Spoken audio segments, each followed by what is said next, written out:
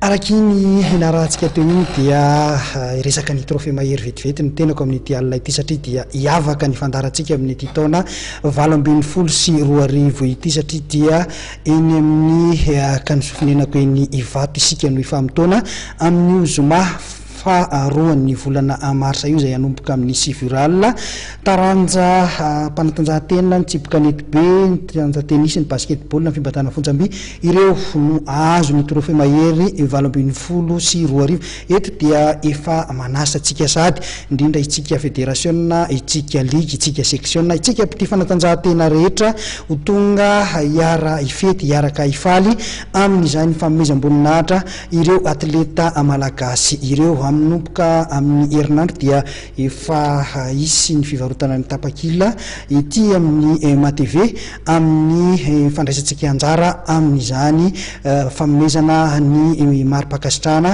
ho an'ireo atleta ireo isy ny fanazavana maromaro hoentina eto mandritra ny iray volana mahery eo mandrapahatonga n'izay faharoan'ny volana marsa izay ny amin'ny mahakasika ity lanonana miavaka zay ho tanterahantsika eny amin'ny akanjofinenako eny Ivato ity fa amin'toy ihany aloha ny fandaharantsika amin'izao hariva izao dia ny tontolon'ny baolina kitra ny manaraka dia iresaka ny Barea ny Madagasikara isika nampahafantatra ny tetikasa anosika ny Barea ho tonga any amin'ny kanina 2024 ny fikambanana alefa Barea niaraka tamin'ny mpanazatra Dipuy Nicolas.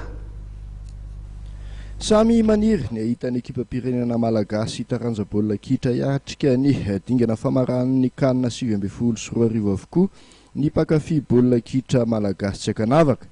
Anisan'ireny ihany koa ny fikambanana alefa Barea zay fikambanana malagasy mpakafy ny Barea monina any ivelany. Nambarany Lova Ramisamanana filohan'ity fikambanan'ity ary fa ny volana aogositra lasa teo no nitsiry ny hevitra anaovan'izy ireo ny tetikasa rehefa nisy ny fampiresahana tamin'ny tompon'andraikitry ny FMF. Tanjona goavana napetraky ny alefa Barea moa ny anoana ny Barea ny Madagasikara amin'ny lafiny fitantanana sy teknika mba hatafita azy amin'ny dingana famarana ny kanina 2024 sy 2025.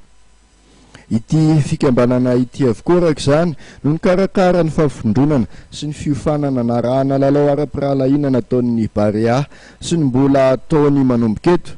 Nisatarana izany ny tany Uganda ny volana oktobra lasa teo ka nivoatsika ho mpandresy tamin'ny Saronoray.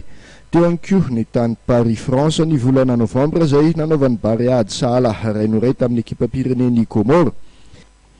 Afantatra ihany koa zao fa hotsapaina amin'ny Togo sy Kosovo ny ekipa pirenena malagasy ny volana martsa ho avy izao. Ankoatr'izay dia ikarakara tournoi international anasana ekipa pirenena hafa eto Madagasikara ny alefa Barea ny volana jiona ho avy izao. Mariana fa mahatratra 10,000 euro ny teti-bola hoentin'ny alefa Barea manatanteraka izany tetikasa rehetra izany. Ny alarobia maraina teo ary tetsy amin'ny coup d'état anosy no nampahafantarana tamin'ny mpanao gazety malagasy mahakasika izany tetikasan'ny alefa Barea izany. Ankoatrany ny mpitatana ny alefa Barea dia tonga nitafa tamin'ny mpanao gazety ihany koa ny mpanazatra ny Barea Nicolas Dupuy. Aminy dia azo atao tsara ny miatrika ny dingana famaran'ny kanina 2024 sy 2025 raha miara-mientana ny rehetra. Ity teknisianina ity izay nilaza fa maro ny mpilalao malagasy eto toerana sy atsy amin'ny faritry ny ranomasimbendianina ny manataleta. Noho izany ho hatrany Nicolas Dupuy dia misokatra ho an'ny rehetra izay manataleta ny Barea fa tsy natao fotsiny ho an'ireo mpilalao any Eropa. Mariana fa tonga hateto an-tanindrazana manokana mihitsy ny mpanazatra ny Barea nanara-maso sy nitily ireo mpilalao malagasy nandritra ny Telma Super Coupe faharany teo. Nanamafy Nicolas Dupuy fa manana fitokisana andehany amin'ny kanina 2024 sy 2025.